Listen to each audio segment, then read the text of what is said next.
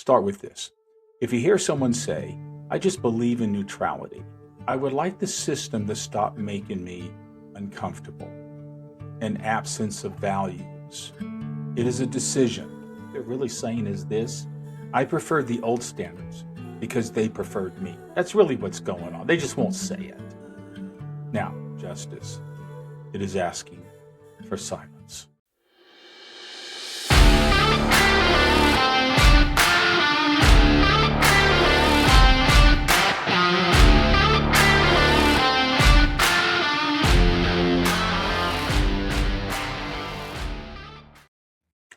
Hey, welcome back to Justice Redesign. I'm your host, Steve Teskey, retired judge, and this is episode 3 in the series on diversity, equity, and inclusion and the cost on forgetting.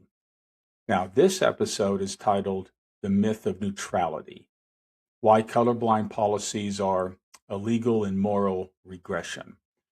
Now, let's begin by dispensing with the niceties right away. So, start with this. If you hear someone say, I just believe in neutrality, what they usually mean is this: I would like the system to stop making me uncomfortable. You see, neutrality has become the most abused word in American public life, invoked to justify an action, excuse inequality, and launder outcomes no one wants to defend honestly. This episode is about why that move is not just morally hollow, but legally incoherent. And fair warning, ladies and gentlemen, this is where patience ends. So let's start with segment 1. It's titled Neutrality is Not Virtue, It's a Choice. Now, in the last episode, in defense of DEI, we address the most common critiques head on, that equity lowers standards, that inclusion is divisive, that DEI is somehow illegal or discriminatory. Now, we separated bad implementation from bad faith, and we made clear that abandoning equity altogether is not reform, it is in fact retreat. Now, today, we go deeper because you see, beneath every anti DEI argument sits a single word that sounds virtuous, but it rarely is. And that word is neutrality. Neutrality is not an absence of values. It is a decision about what to see, what to ignore, and who bears the cost. Anti-DEI policies ask institutions to put on a blindfold, okay, and then insist that blindness equals fairness. But the law has always understood the difference between the blindfold of justice, which, by the way, ensures impartiality, and the blindness of history, which ignores reality. Only one of those is constitutional. Now, let's move into the next segment. And basically, it's a slight little historical lesson. We've tried this before, folks, and it failed. So let's be clear. Pretending not to see race is not new. In fact, it's retro.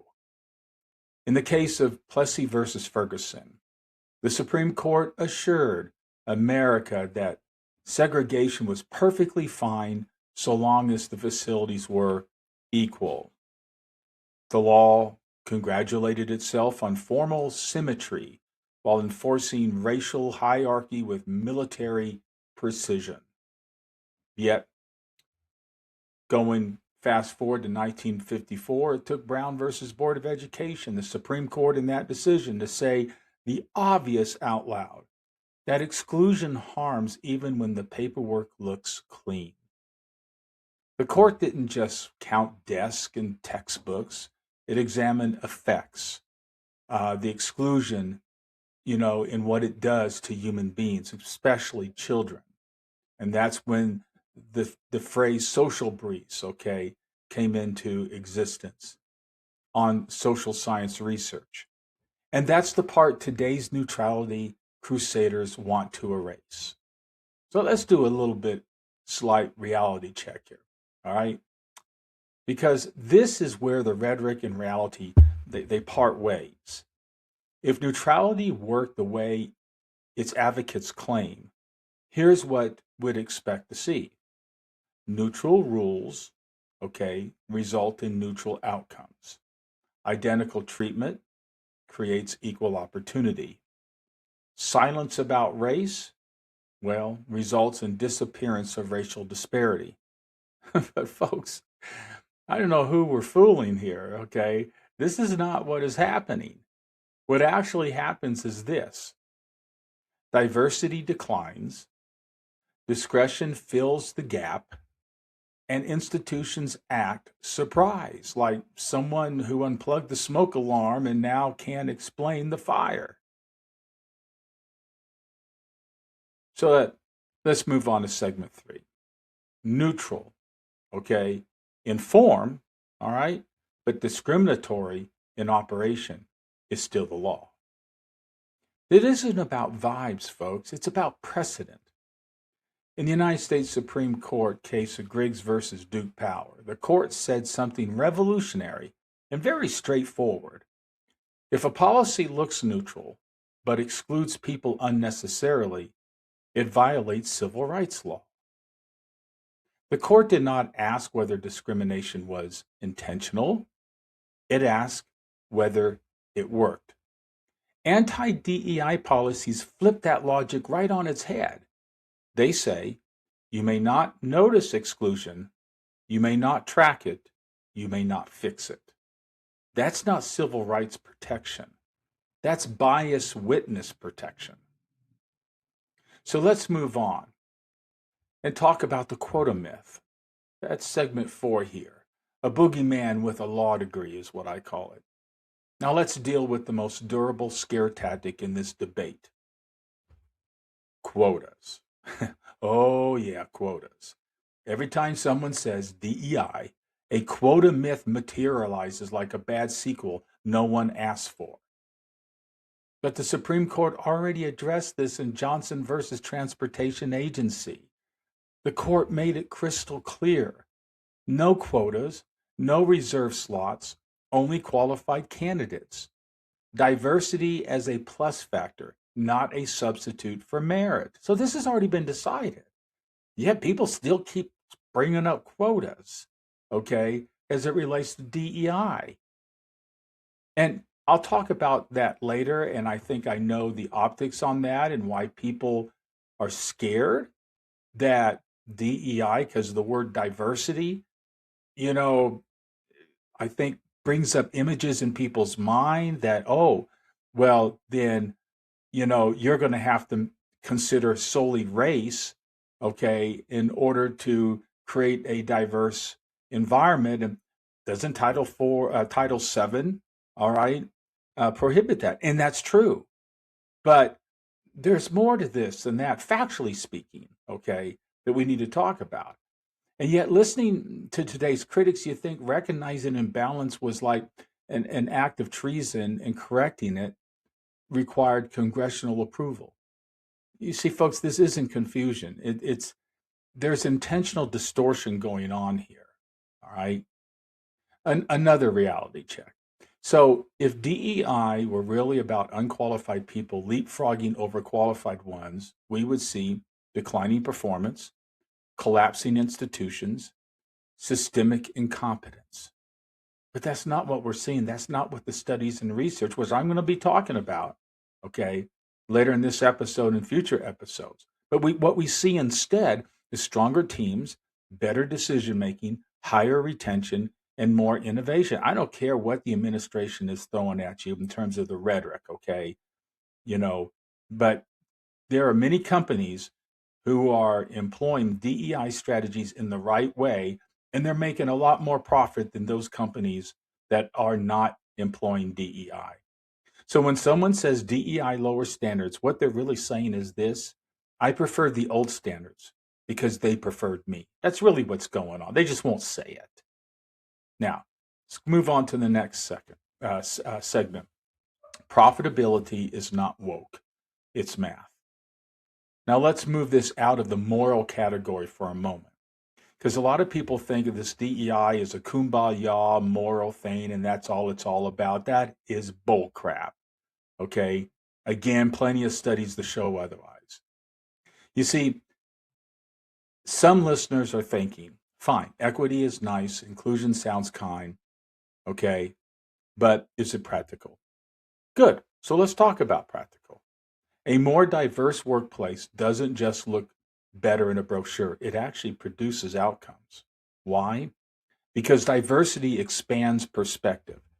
Expanded perspective drives innovation.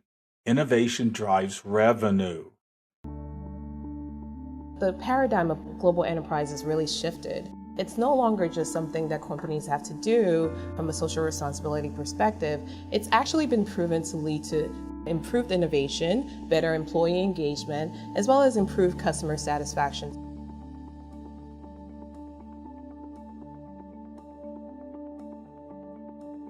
We actually look at a study that management consulting firm McKinsey recently conducted.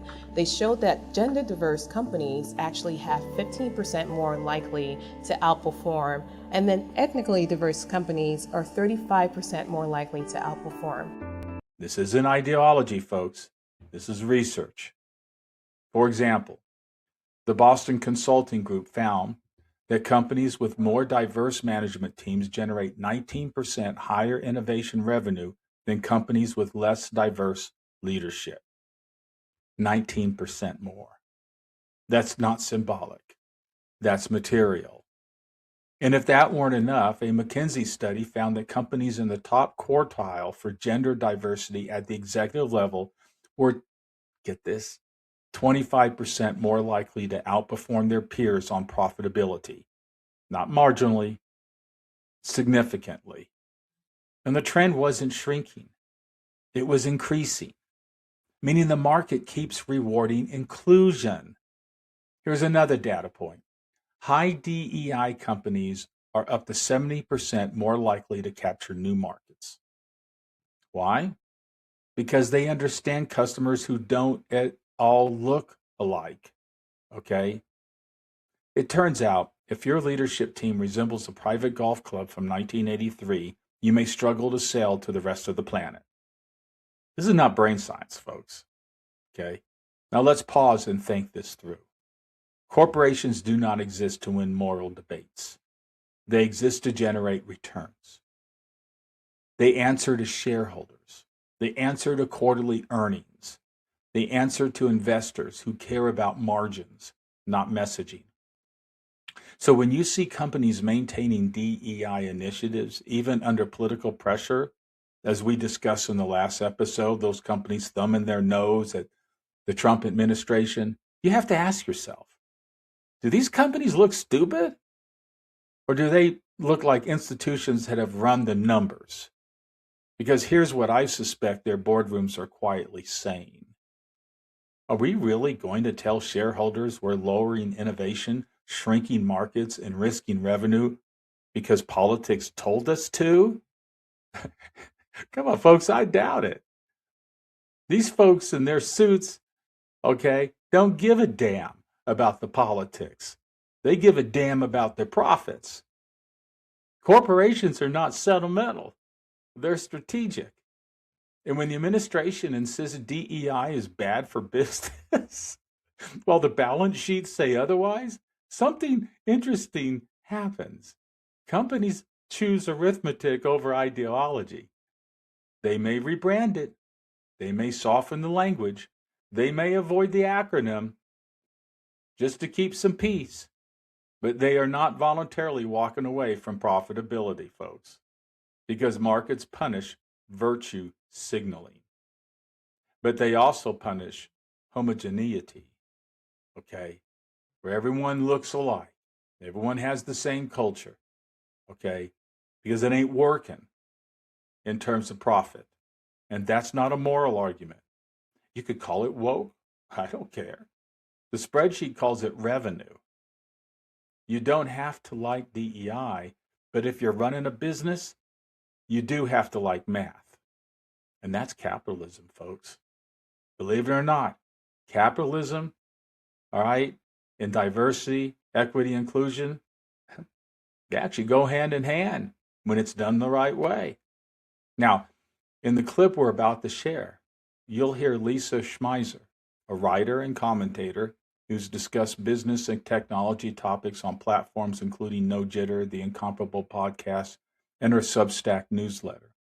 Her remarks responding to a question from the tech guy, Leo Laporte, on the financial and competitive value of diversity align with the research showing that inclusive companies tend to innovate more and perform better in the market. Take a listen. Why is it important that a company like Google be diverse? McKinsey has nearly a decade of research examining the performance of publicly traded companies when you have a diverse workforce, especially diverse leadership from management up to C-level and board of directors, compared to companies with a homogenous culture. And the difference in profit is in the double digits percentage, as is the difference in employer retention and the difference in overall productivity. It's actually in the best interest of any shareholder to demand DEI because it boosts overall company performance and the bottom line. Why somebody would attack diversity, equity, and inclusion and say, we would prefer to take these out of our company, you're basically saying we'd like a company that's less profitable. And it's fairly unambiguous. Diversity, equity, and inclusion brings to bear a wide variety of talents, of strengths, of viewpoints, of perception of market opportunities that homogenous populations simply don't have. It's better for business. It's better for society. It's a win-win. Okay. Notice what she didn't say. She didn't say, be nice.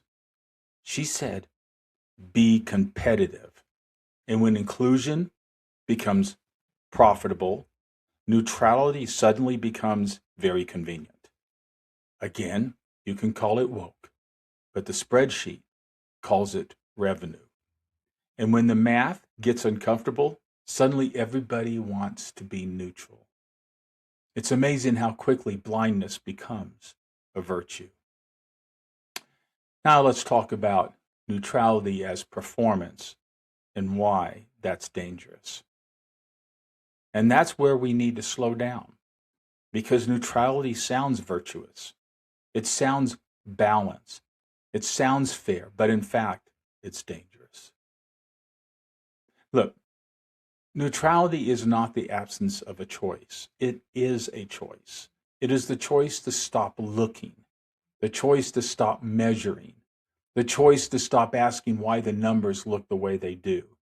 And when leaders invoke neutrality immediately after being shown evidence, especially evidence tied to performance, innovation, and profit, neutrality stops being principled. It becomes performance. And performance, when institutions are involved, is never harmless.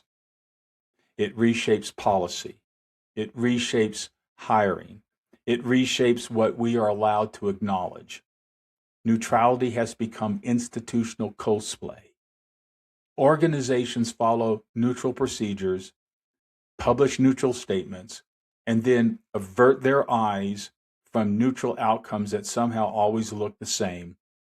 When asked about disparities, they shrug. We follow the rules. Folks, that is not ethics. That is bureaucratic nihilism. A system that refuses to examine outcomes is not neutral. It's incurious. And incuriosity, when paired with power, is how injustice survives with a clean conscience. So now let's talk about the cost of pretending. Let's talk consequences. You see, the retreat from DEI is sold as risk avoidance. In reality, it's risk displacement, shifting long-term damage onto students, workers, communities, and the economy. Institutions that narrow their talent pools don't become safer. They, in fact, become weaker. This is the homogeneity tax in action. There are fewer perspectives, less creativity, worse problem solving, and declining legitimacy. You see, in a competitive global economy, that's not neutrality, it's malpractice. So, in closing, let's draw the line here. Neutrality that demands forgetting is not fairness. It is regression with manners. The law has never required us to ignore reality in order to be just. It has required the opposite: honesty about effects, courage in correction, and accountability for outcomes. In the next episode, we're going to examine how inclusion properly implemented is not discrimination, and why the law actually anticipates systemic reform. Until then, ladies and gentlemen, remember this: a system that insists on blindness is not asking for justice, it is asking for silence. All right, ladies and gentlemen, thank you for being here. In the meantime, take care and be safe.